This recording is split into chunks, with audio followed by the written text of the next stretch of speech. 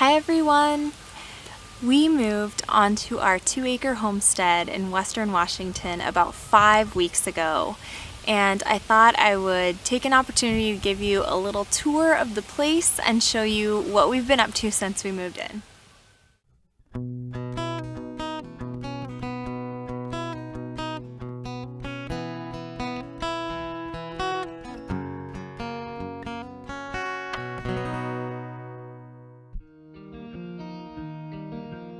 For privacy reasons, we're not going to show too much detail of the outside of the buildings, but we'll take you in through the front door and see the living room.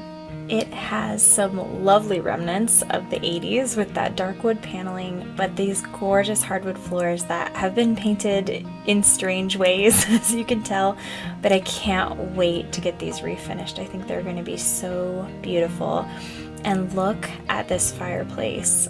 I love this hearth and it's going to look gorgeous.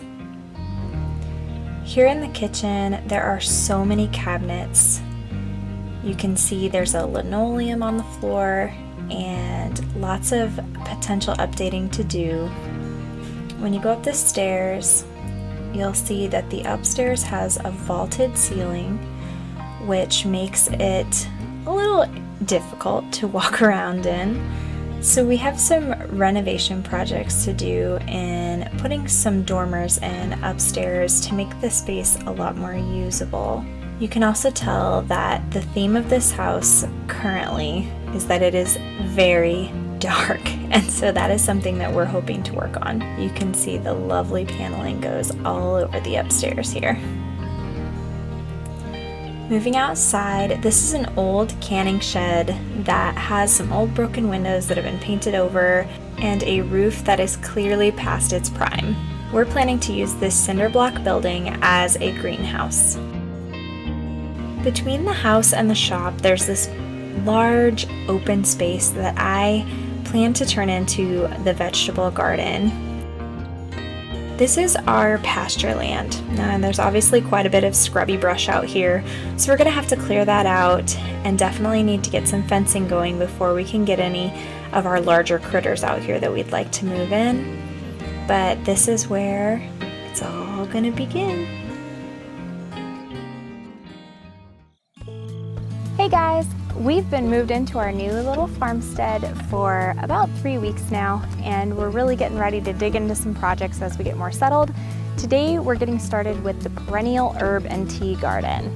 Now this garden is right out front of our house. There's a concrete walkway that goes through the middle that eventually I'd like to swap out for something a little prettier. It's kind of old and broken, but for now it can stay, and we're going to build a garden on either side of it. The soil in this area is very rocky, which means that it drains really well, which is great, but it also means that digging in it is kind of a pain, and it's hard to give your plants enough room to really root and get the nutrients they need.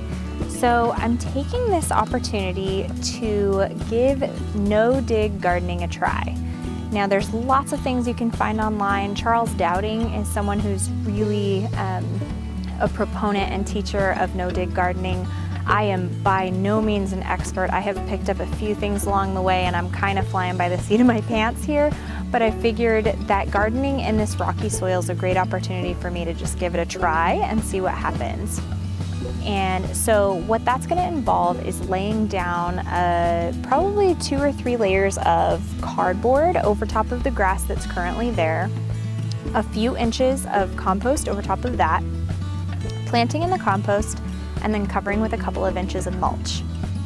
I've not done a whole lot with perennials before, so this is relatively new to me. This garden is going to primarily consist of herbs and things that I can use to make tea, as well as flowers that I just find beautiful and for cut flowers to bring inside. I really just want this garden to be a beautiful space to look at, to promote pollinators, and to just give the front of the house some character with a nice kind of wild cottagey looking garden. So I'm looking forward to that. I'm going to put a little bench and maybe a bird bath. I love to watch little birdies taking their baths. So those are kind of the things I'm envisioning. For today, I'm only going to put in some things that I already have that need to go in the fall and overwinter, so they're stimulated to grow by going through a cold winter. So in the meantime, I don't want to lay all the other soil and mulch out just yet because I don't want the rain to leach nutrients out of the compost. I don't want weed seeds to get a chance to embed themselves in my compost before I even plant the rest of my plants. So there's really just going to be these patches where I've planted bulbs until I add more in the spring. So it's going to look a little doofy until then, but hey, baby steps, right?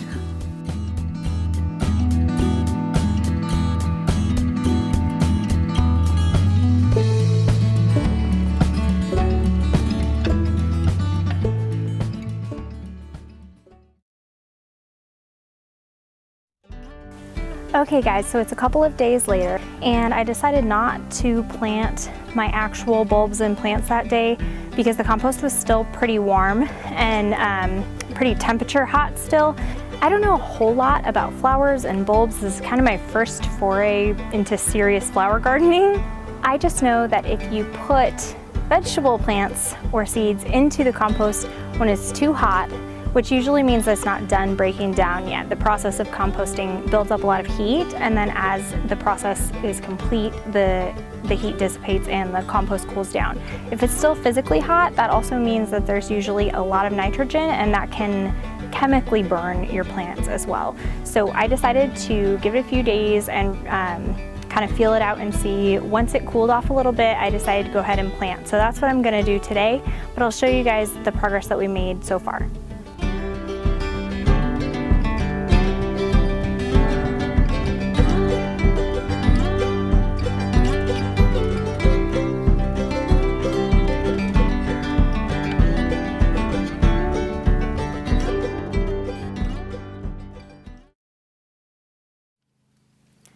Here's an update on the greenhouse project. Charlie was working on replacing the roof and discovered that a lot of the wood is rotted out, so he's working on replacing that now. But you can see he's got the roof of the greenhouse off, and I'm excited. You can kind of, as you open up the roof, see what this is gonna look like eventually. And, oh, step this way just a minute. There you are. There he is, there's man. So yeah, we are excited to see what this is gonna look like once we resurrect its old glory here. We also kind of came up with this crazy idea to, at least for this winter, we're gonna put our hot tub inside here for a couple of reasons. First of all, we don't have another shelter to put it in, and our property is pretty exposed here, so it'll be a nice little place to put it. And I'm not going to be using it as a greenhouse probably till January. I would absolutely love it if we could continue to use it with the hot tub inside and I could still have room to grow plants, because how cool would it be to have a hot tub keeping your greenhouse hot and humid and also be surrounded by plants when you hot tub? Awesome, right? Right, Charlie? So we're gonna see how it all fits, but I'm afraid the hot tub might be a little too big. So time will tell, but that's where the greenhouse is at right now. Okay, so it is currently lower than my preferred working temperature out here, but we are, because we're living in Western Washington, rain is a big thing throughout the fall and winter and spring and sometimes summer. So we're just having to work around the weather and around rainy times. And so today it is supposed to start raining this afternoon, and I have a few things I'm trying to wrap up on the front perennial garden before that happens. And so I'm having to be out here when it's pretty frigid. So I'm going to show you what I'm working on. So my neighbor, the flower garden fairy, came back to visit again. And she left me a bunch of lamb's ear, these guys down here.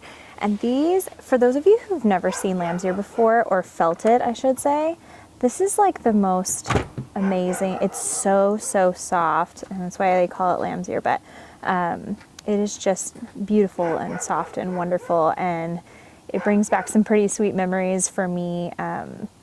of when I was a kid, because I remember my mom and I planting some in a little garden she let me plant. So I'm really excited to get some of this in. She also brought me some elephant garlic over there.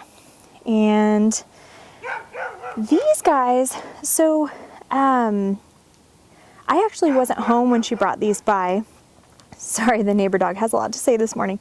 And she told our son what they were, and he couldn't remember which one was which of these two. One of them is a Japanese iris, I think he said.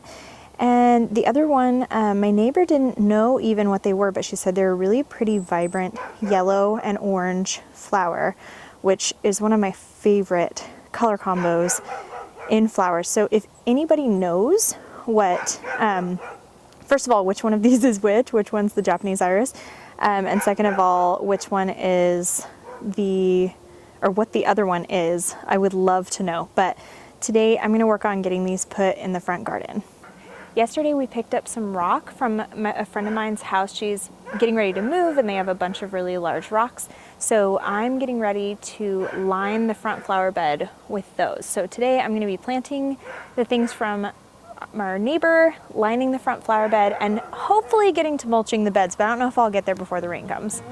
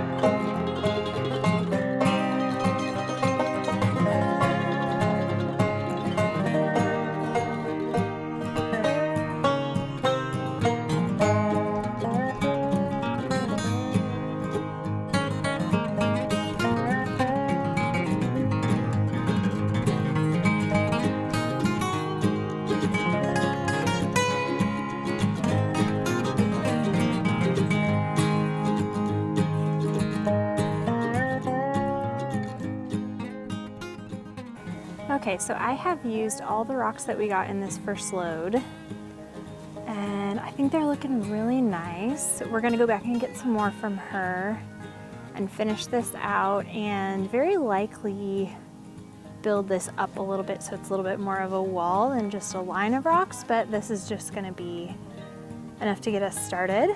So I think I'm gonna go work on gathering up some of the leaves from our maple tree to mulch these beds for the winter. Okay, so I just finished gathering up this pile of leaves with our leaf blower, and I'm getting ready to load it up into the cart and take it over to mulch those flower beds. But there's one thing that must be done every single time you gather up a big pile of leaves.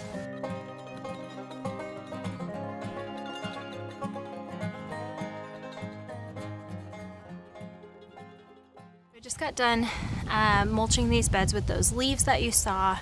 Now, mulch in general is used to help kind of protect the plants. I always think of it as like putting them into bed. So you're covering them up, keeping them safe and warm over the course of the winter, and then the mulch is usually natural material that's going to break down and then feed the plants also.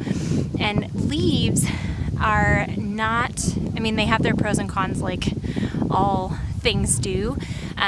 They're not the prettiest option, and they are not the cleanest option. So since I've gathered them off the ground, it's possible that they have some funguses or disease or something that they could spread into my flower bed, so I am taking that risk.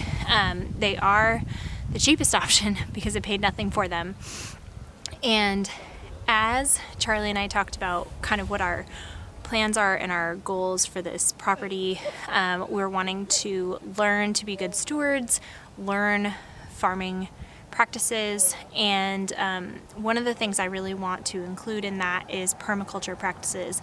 Permaculture is a way of growing plants and food that incorporates the outputs of some things on your property as the inputs of others. So for example, that maple tree has the output of leaves that have potential to be mulch, the input being my flower beds needed an input of mulch. So just trying to have a symbiotic, which is also a financially sustainable way to go.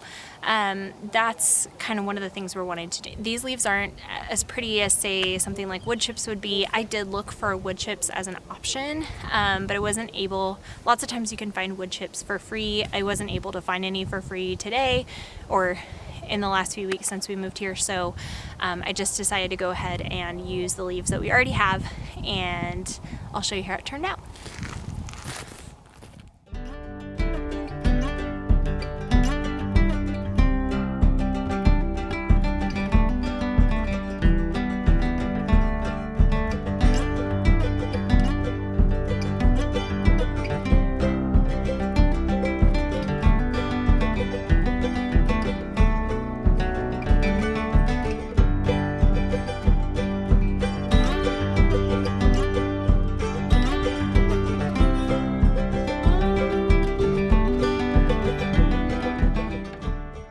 From earlier on, you may remember that we had the two kind of weird spots on either side of the sidewalk up above.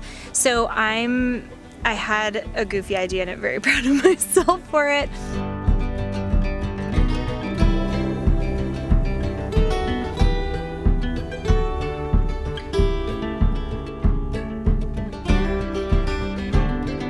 As many of you probably don't know yet, before deciding to become a dietitian, I was planning to be a crime scene investigator. And so I can occasionally have a little bit of a morbid sense of humor. It doesn't come out that often, but I had those Halloween decorations already and it just seemed the perfect opportunity and it tickled me. Hello. So I have a huge mess in the shop right now.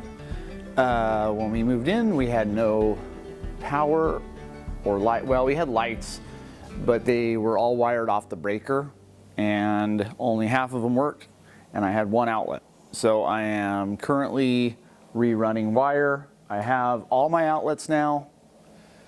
I have some lights on a switch. I'll have all the rest done today. So we'll finally have power and switches. So for the last week, Charlie's been working really hard on getting the roof on this greenhouse so we can get our hot tub set up and start soaking. I've frequently told him that for best wife results, you must immerse the wife in hot water at least daily throughout the winter. So he's working on getting that set up for me and so we can enjoy that. So check it out.